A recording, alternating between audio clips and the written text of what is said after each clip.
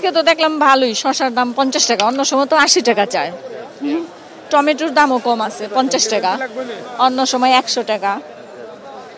ভালোই দেখলাম, কমই মনে হচ্ছে। আলু 40 টাকা কেজি, অন্য সময় 120, 80, 60, 70 এরকম। মালের দাম তো এখন অনেক কম আগের তুলনায়।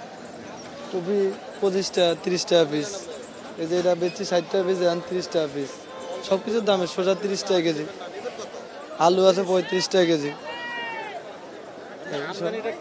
আমদানি বেশির কারণেই তো দাম এখন কম, আমদানি কম হইলে তো দাম একটু বাড়তে থাকতো। এখন শীতের তুলনায় শেষ সময় হিসাবে আমদানি অনেক বেশি, সবকিছুর দামই এখন অনেক কম, 20 টাকা 30 টাকা কেজিতে কম।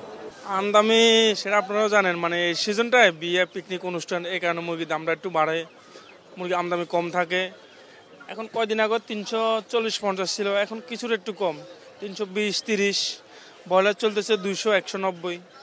যেমন মাঝখান দিয়ে আপনার ডিসেম্বরের দিকে 350 পর্যন্ত হয়ে গেছিলো, ডিসেম্বরের লাস্ট দিকে একটু চাপ বেশি ছিল, অনুষ্ঠান বেশি হলে মুরগির শর্ট পড়ে গেলে একটু দাম বাড়িয়ে যায়।